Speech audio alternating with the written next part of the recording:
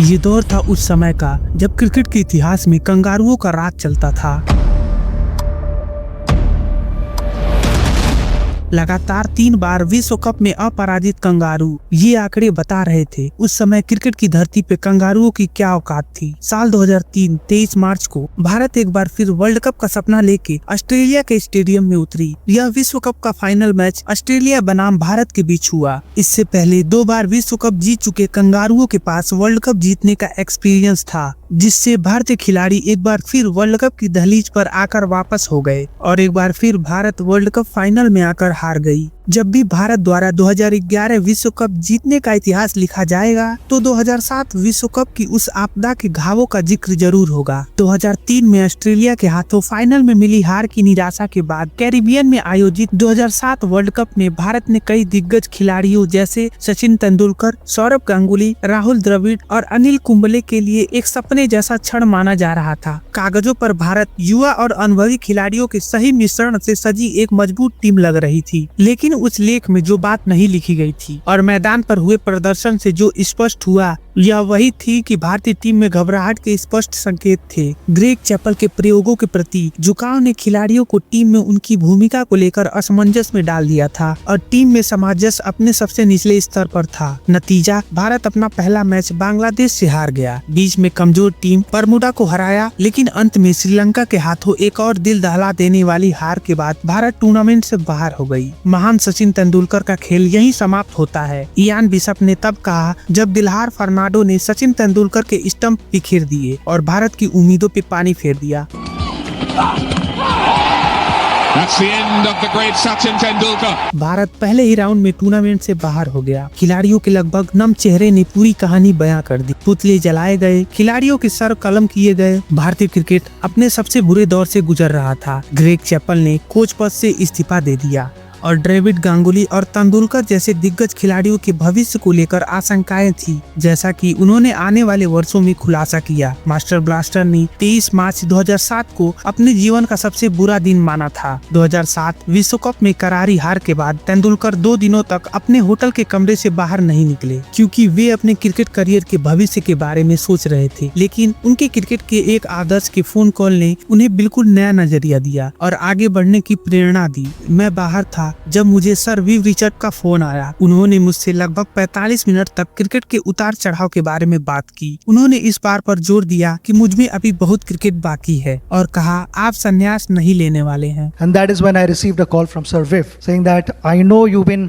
contemplating retirement, but there is plenty of cricket left in you. And we had conversation for about good 45 minutes. Viv Richard का phone Tendulkar के लिए बिल्कुल सही समय पे आया था, क्योंकि इससे उन्हें प्रेरणा मिली। तेंदुलकर ने बताया, ठीक है, मैं इन विचारों को त्याग कर मुंबई लौटते ही फिर से अभ्यास शुरू कर दूंगा। अगले ही दिन मास्टर ब्लास्टर ने सुबह 5:30 बजे से ही अभ्यास शुरू कर दिया और उनके भाई अजीत ने उन्हें याद दिलाया अगला विश्व कप 2011 भारत में होने वाला है। इससे तेंदुलकर के मन अपने सपने को साकार करने की प्रबल इच्छा और प्रेरणा का संचार हुआ। यहीं से 2011 विश्व कप के जीत की नींव रखी गई थी। बेशक तेंदुलकर अकेले दम पर विश्व कप नहीं जीता सकते थे। अगर ऐसा होता तो उन्होंने हर उस विश्व कप को जीता लिया होता जिसमें उन्होंने भाग लिया था। चैपल युग के विपरीत खिलाड़ियों को बिना किसी दबाव के उनकी भूमिकाओं के बारे में जागरूक कराना आवश्यक था। साउथ अफ्रीका में T20 विश्व कप जीतने के बाद MS धोनी को कप्तानी सौंपे जाने पर भारत की वर्ल्ड कप की तैयारियों की आधिकारिक शुरुआत हुई। इंग्लैंड में सीरीज हारने के बाद राहुल द्रविड़ ने कप्तानी से इस्तीफा दे दिया। T20 वर्ल्ड कप में शानदार कप्तानी दिखाने के बाद उन्हें भारत की वनडे क्रिकेट में वापसी करने और घरेलू मैदान पे होने वाले 2011 विश्व कप के लिए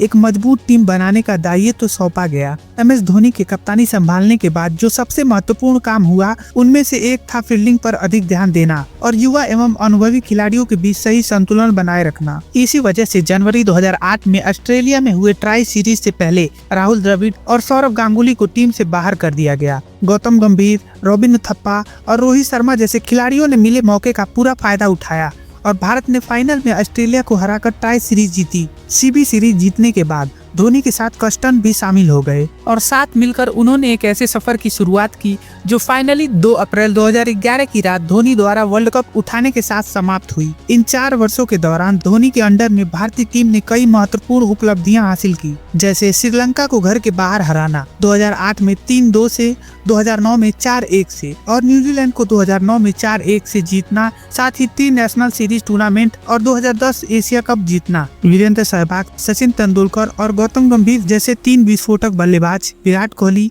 युवराज सिंह, सुरेश रैना और MS धोनी जैसे खिलाड़ियों से सुसज्जित मजबूत मिडिल ऑर्डर इकाई के साथ टीम स्थिर दिख रही थी। और जब विश्व कप का शुरुआत हुआ तो लगभग हर क्रिकेट एक्सपर्ट ने भारत को विजेता घोषित कर दिया था।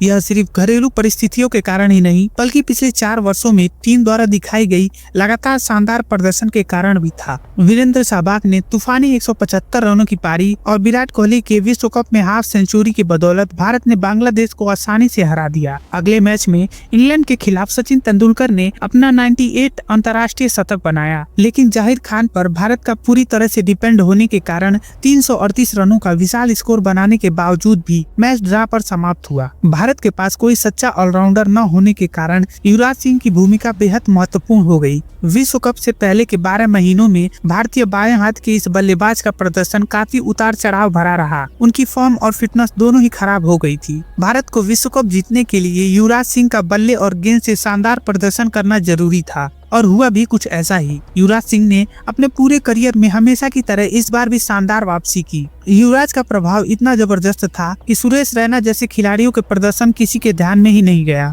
भारत अपने ग्रुप स्टेज में सिर्फ एक ही मैच हारा था दक्षिण अफ्रीका के खिलाफ और फिर आ ही गया फाइनल का दिन, जिसका हर भारतीय प्रशंसक बेसब्री से इंतजार कर रहा था। महिला जयवर्धने के शानदार शतक की बदौलत श्रीलंका 270 रनों से अधिक के स्कोर पर पहुंचा, लेकिन गंभीर के जुझारू प्रदर्शन और MS धोनी की प्रतिभा ने उस लक्ष्य को धराशाही कर दिया। 275 रनों के लक्ष्य का पीछा करते हुए लसित मलिंगा ने पहले 10 ओवर के भीतर ही वीरेंद्र सहवाग और सचिन तेंदुलकर को आउट करके भारत को करारा झटका दिया। जैसे ही तेंदुलकर ने गेंद को कुमार संगकारा के हाथों में कैच कराया, वानखेड़े स्टेडियम में सन्नाटा छा गया और उनके मैदान से विदा होने के साथ ही हर प्रशंसक के मन में यह बात और भी स्पष्ट हो गई कि कहानी हकीकत में नहीं बदलती। गौतम गंभीर और विराट कोहली ने धीरे धीरे भारत को वापसी की राह दिखाई। हर रन पर चौका या छक्के की तरह खुशी मनाई जा रही थी। सिंगल रनों को डबल रनों में बदला जा रहा था और कभी कभी खराब गेंदों पर चौके या छक्के लगाए जा रहे थे। लेकिन जैसे ही कोहली और गंभीर खतरनाक दिखने लगे, लेकिन फिर दिलशान की गेंद पर विराट कोहली आउट हो गए